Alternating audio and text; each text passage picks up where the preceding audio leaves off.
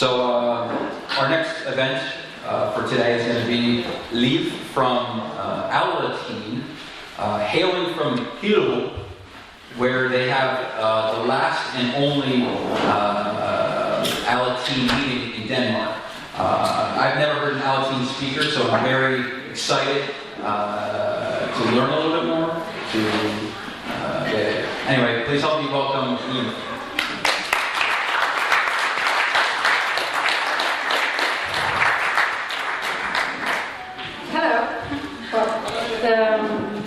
I'm Liv, and I'm from the Nord group, where it's, as I said, the only Alateen group left in Denmark.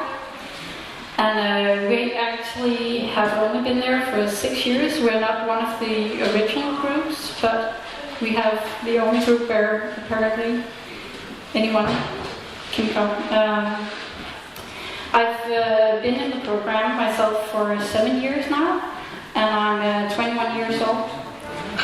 And I started in Alateen when I was 14, and I come from a family where both my mom and my big sister have attended. My big sister attended Alateen, and my mom attended AA, and that's why I started at that age, because I just wanted to join everything, because I could see how wonderful it was and what it gave them.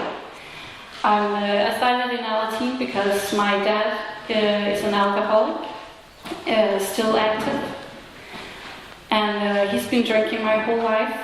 And my mom and dad, they lived together until I was 7. They got divorced right before my 7th birthday. So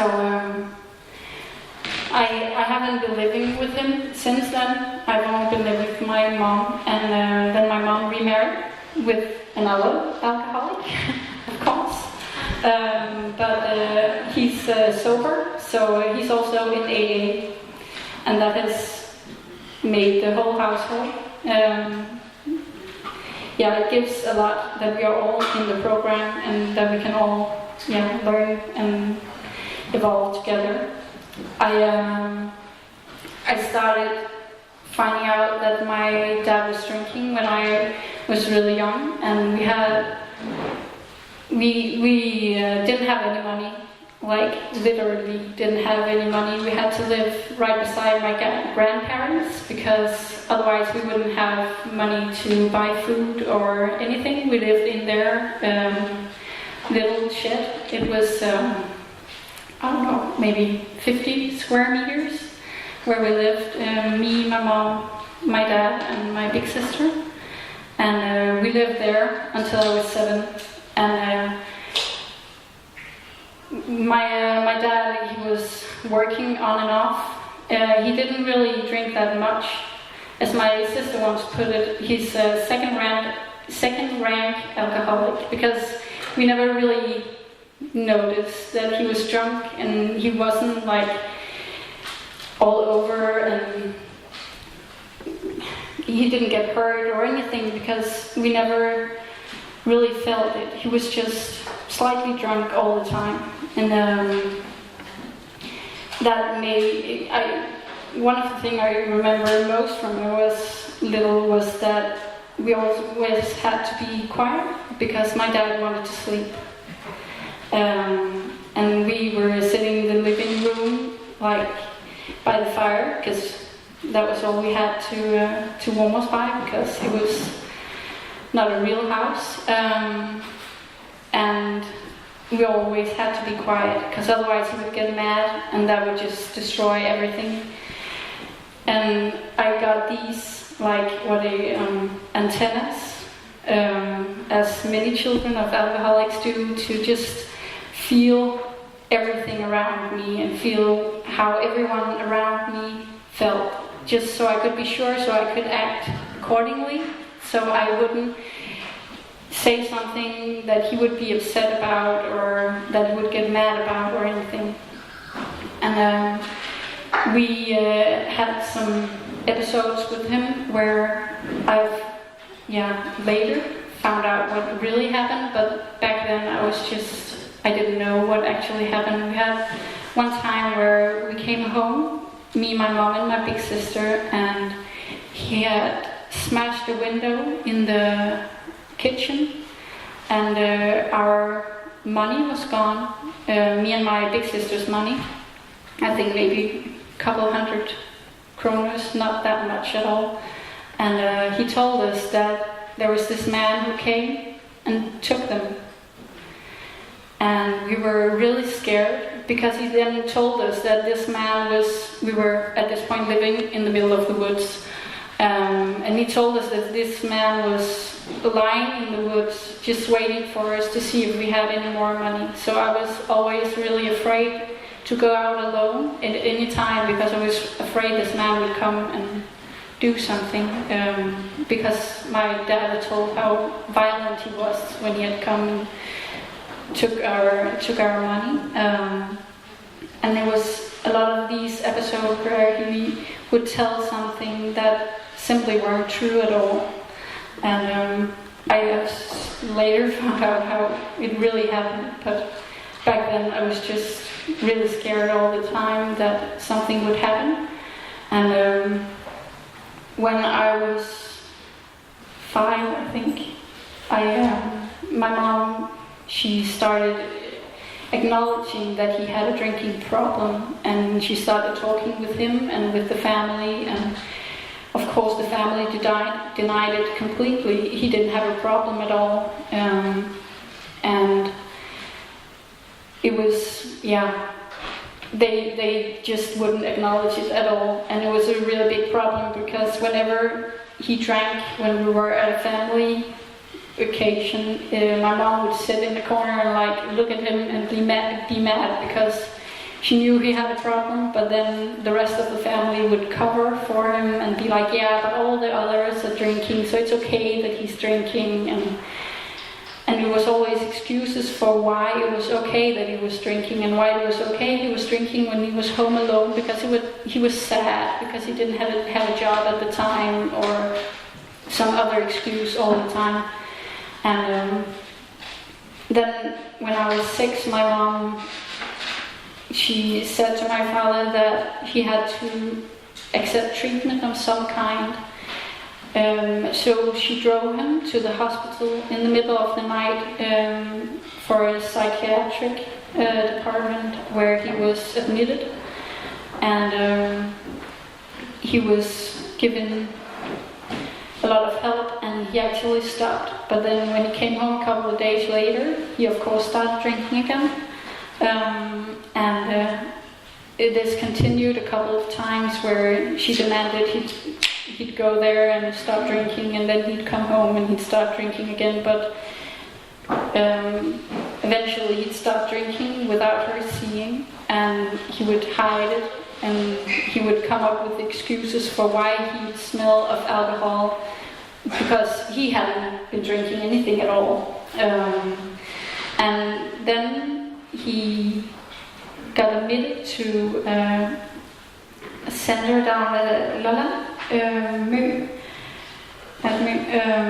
where he was a couple of weeks, and my mom demanded that he go there.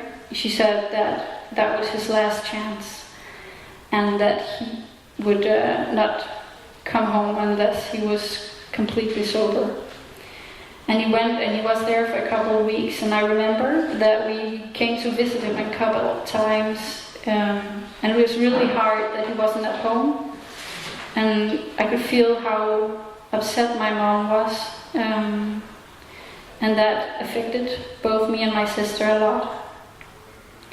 And he actually stopped, but then something happened. He have never told us why, but then he was caught at this center where he had bought a case of beers, just gone down to town and bought them and come back. And he was drinking in his room, so they sent him home and said that he couldn't be there if he was drinking.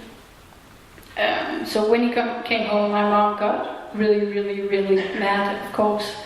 And she told him that it was his last chance again.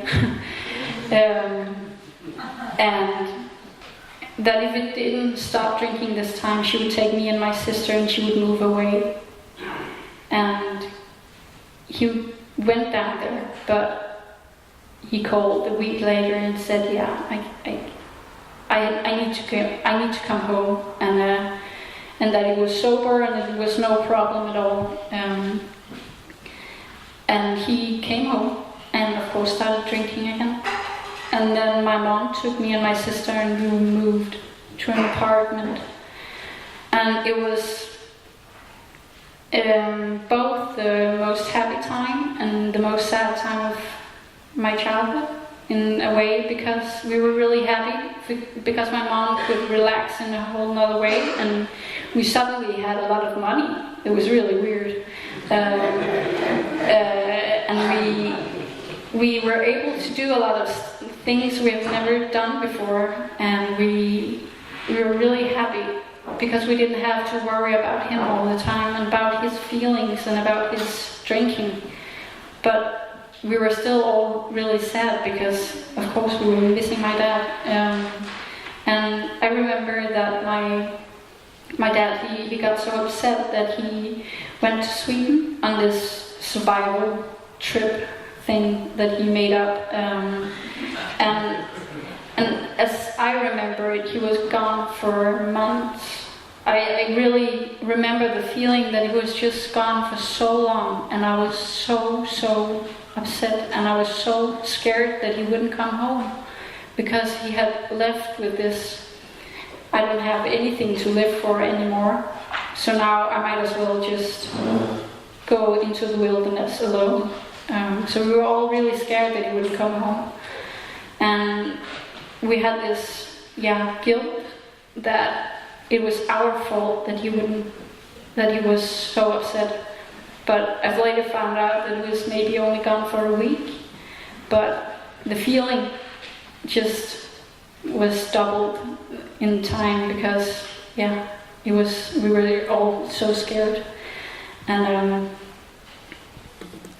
we moved from this apartment pretty quickly and moved into a bigger house, and my mom got remarried, and it was a really nice time. I hadn't started Alateen yet because I wasn't old enough, but my mom was an AL-Anon and my sister had just started Alateen, and they were like bringing home all these slogans and all this power and the serenity prayer, and they taught me a lot about it, and we talked about everything, and my mom really tried to help us do a lot of good for ourselves. And I remember this period I was really upset all the time, and I was really scared. It was always like, either I was scared that I had to go home to my dad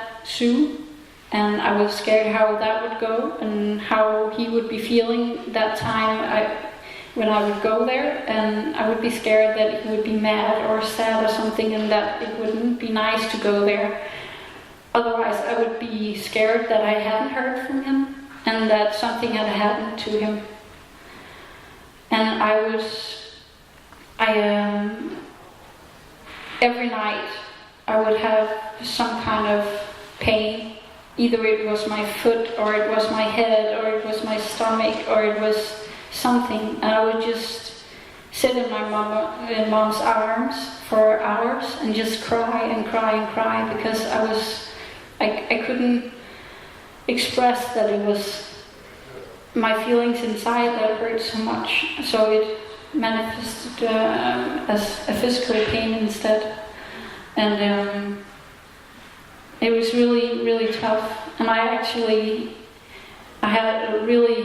a lot of problems, and I wet my bed until I was, I think, 10, because I couldn't control my body, because I was just so upset all the time and so scared and so angry and so, and I just kept all the feelings bottled up inside. I couldn't express them, so it just, tore my body apart.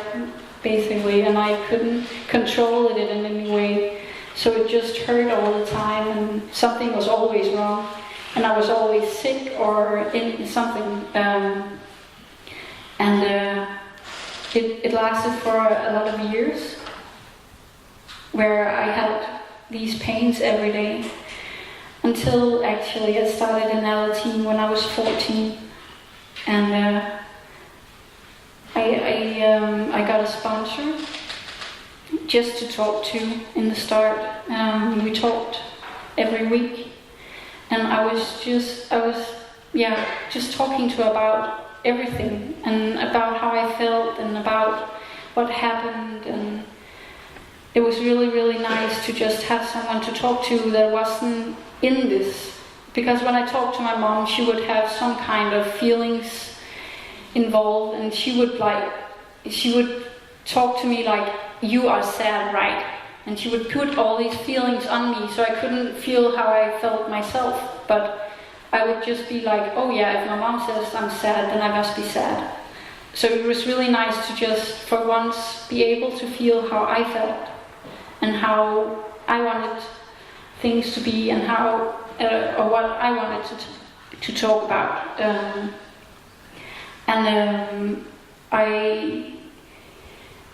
A year after I started Alateen, when I was in the 9th grade, I said to my father that I didn't want to see him anymore.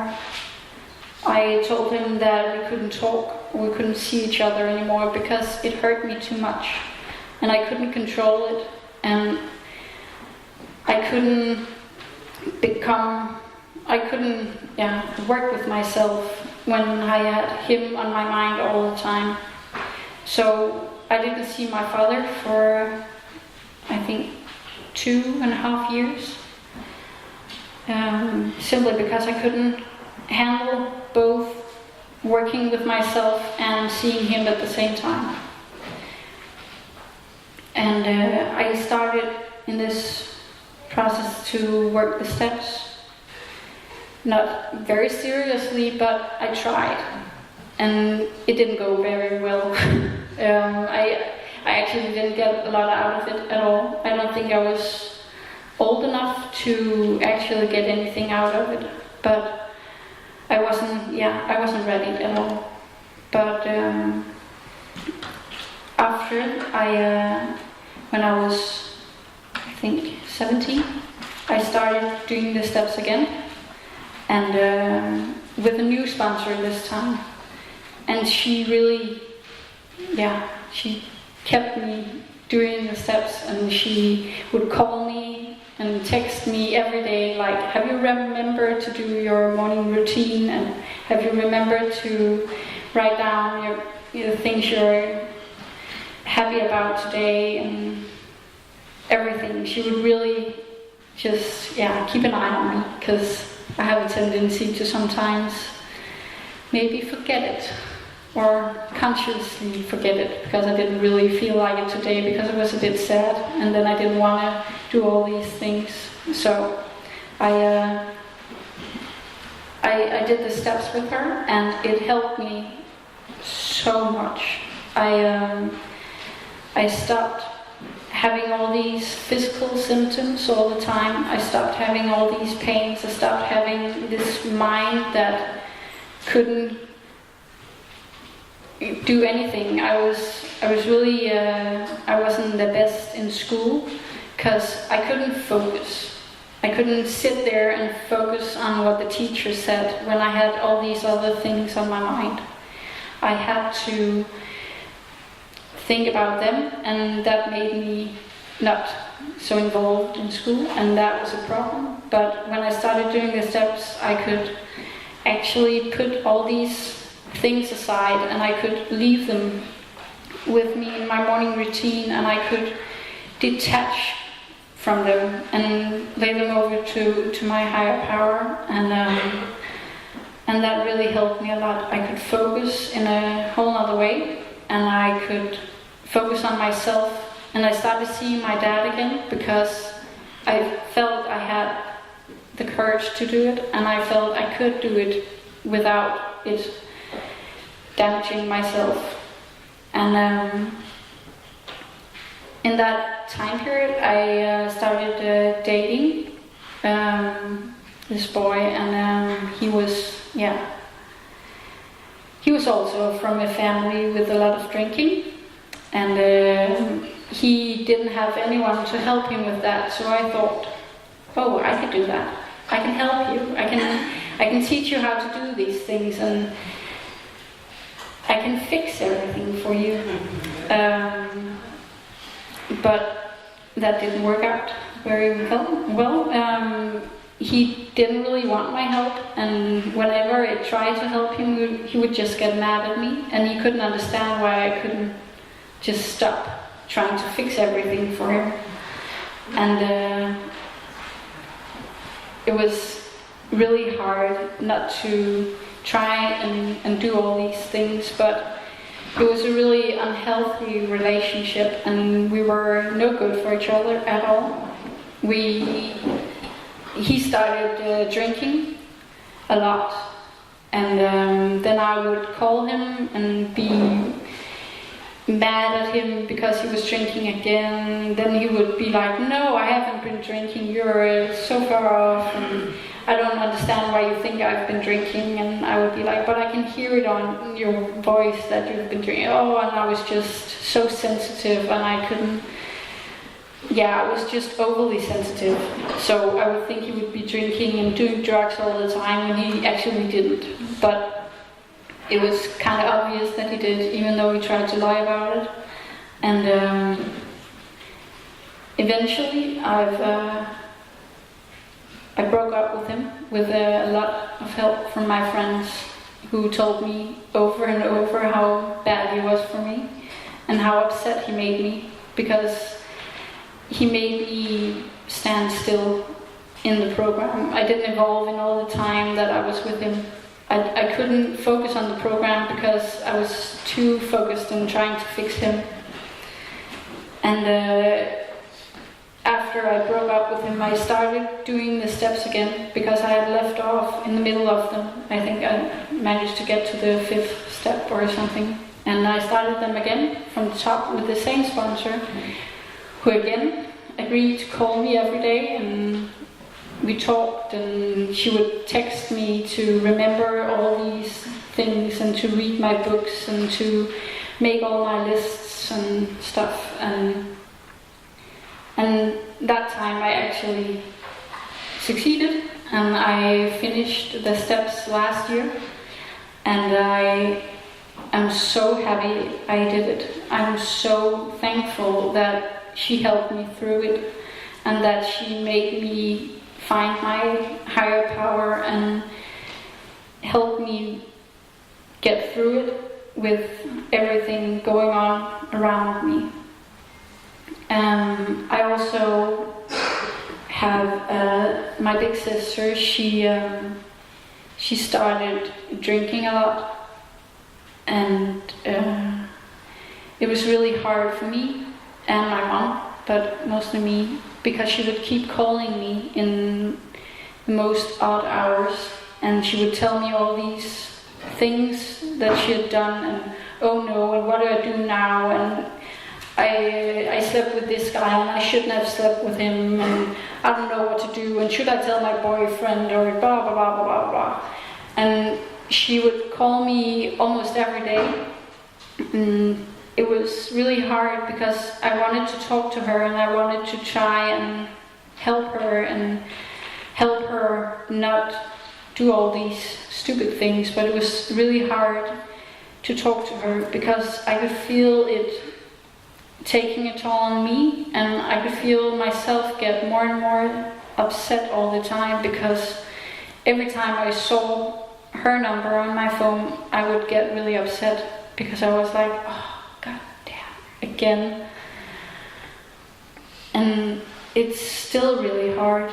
And this summer, or the last couple of months, she's also started doing a lot of drugs, and it's difficult to just stand by and watch her destroy herself, especially when I know she knows the program, and I know she have all the tools to get through this, but she just ignores it.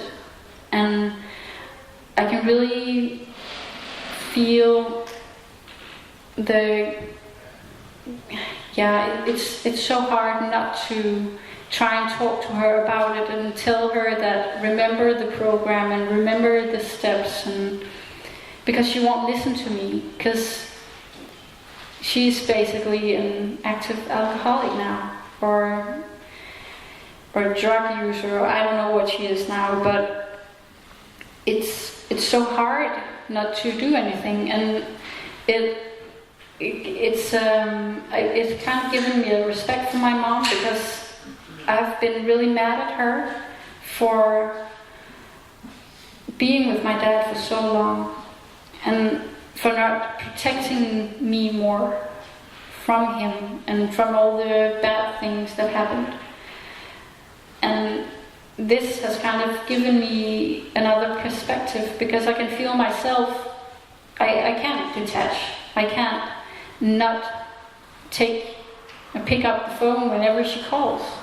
And I tell myself, and I talk to my sponsor, and I'm like, okay, this time I won't take it, and this time I won't talk to her because it makes me upset, and I won't do it again. And then half an hour later she calls, and I can't not pick up the phone, because what if this time she's actually calling to ask for help? Or what if this time something serious actually has happened to her? And I can just feel that I'm afraid all the time again I'm afraid that she'll hurt herself, or she'll get into a lot of trouble, because some of these guys she's hanging out with, and they're in a really bad place with a lot of drugs, and they're not good people at all. So I'm really scared that something serious might happen to her. And it's so hard not to do it, and not to try and fix everything for her. Because then she calls and, oh, can I help her with this or that? And I feel myself just wanting to say, yeah, sure, of course, if we can help you in any way, then I want to do it. And I've really talked a lot to my sponsor, and we're trying to take it just one step at a time, and try to just say no to her, and say no to all her requests and all her phone calls and everything. And I'm getting there slowly, but I'm getting better at it, and I'm getting better at not picking up the phone or saying no to her when she calls. And I can feel that if this were before I took the steps, I wouldn't have been able to do all this. I wouldn't have been able to keep her at a distance, because whenever I let her in, she just sucks all the energy out of me. I have nothing left when she's been close to me. So it's all about keeping her at an arm's length, and that's really hard because I love her so much, but I have to do it to protect myself, and that's the most important part. And I can feel myself getting better at it every day, with using the slogans and with making all the lists every day and talking to God, and making all these fear prayers, because I'm so afraid I'm going to lose her if I don't help her. So to feel myself evolve like that is fantastic. And I can also feel I've been with the same guy for 2 years now, almost, and from the start of our relationship and to now, I can really feel a difference in how I talk to him and how I handle things, because sometimes he says something or does something and it just triggers something inside of me where I can feel the fear from when I was younger, and from everything that happened with my father. And now I've gotten a lot better at just telling him, like, I know I'm acting really weird right now, and I don't know why I react this way, but I do, and I'm sorry, but that's just how I am.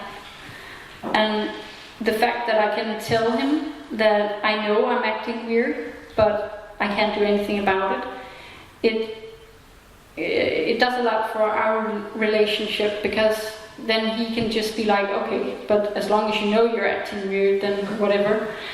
It's a big problem in the start of our relationship that he would go out with the boys, and I didn't mind that at all, but he wouldn't say where he was. He wouldn't say if he was in Copenhagen or in Hilal or wherever in the world.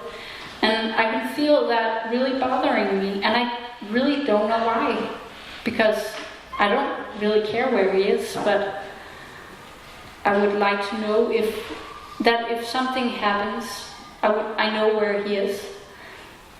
And I got really mad at him when he came home, and I would argue with him and stuff, and it was so stupid. And then one day I actually just said to him, I don't know why, but I really need to know where you are, so won't you please just text me when you go somewhere new? And he was like, yeah, sure, I can do that. And it was no problem, but I had built it up in my head to being this really, really big problem, and I was afraid that he would be really mad at me and would yell or something, or leave me or anything, but he didn't, because whatever. Sure, I'll just text you, that's not a problem. So the thing that I've learned most is that I just have to talk to him, and then it's not a problem. Because then sometimes I just do weird things, and that's just how I am. But as long as I can work around it and talk to him about it, then it's okay. We had a big argument not long ago, and I just told him afterwards that he triggered something really deep inside me from my fear of my dad leaving or ending his own life. And he had no idea that that would trigger inside of me. Of course he didn't, but it did. And I told him afterwards, and he just apologized, and then the argument ended. It wasn't anything more in that, because he was like, yeah, I'm so sorry that I did that. And now he knows he's not supposed to do that again. And it's nothing more to it than that. And the fact that I actually can talk to him is it's really big for me, because I'm really, really good at avoiding talking to people. I'm really good at avoiding saying no to people and telling them that they make me upset or angry or anything, because my biggest fear, I think, is that people will leave me. And it's so deep inside me that whenever he gets mad at me for even the smallest thing, I can feel it kind of bubbling up, like, oh no, is this it? Is he really going to leave me now? But of course he won't, because why would he leave me just because of a small argument? And the fact that I can talk to him about it is a big help. And he's not in the program, but he's been with me to a couple of meetings, and he was here last year with me, actually. Also just because he wants to try and understand how I do all these things and how I work the program and why I have all these morning routines where I have to read and I have to write my lists and everything. He just really wants to understand, so we don't have all these pointless arguments where there really is no reason to do it. And that's the biggest gift of all I've received, is that he is so understanding, because it makes me want to try harder to be better at this and be better at talking to the people around me and telling them what I feel and what I think, because not everyone is going to leave me just because I say something to them. And you are allowed to be you're allowed to not agree with your friends or your boyfriend or your mom or something, and that is something that I'm working on now, really, really bad, because that's my biggest problem. I don't want to tell people that I don't agree with them, because what if? But I wouldn't have been able to stand here 5 years ago, and I sure as hell wouldn't have been able to sit and talk in front of a crowd this big, because I would be terrified. I'm a bit nervous, but I would really be terrified. So it was the best feeling ever to be here and to talk to all of you, and I really hope that you got something out of it. Yeah, so thank you.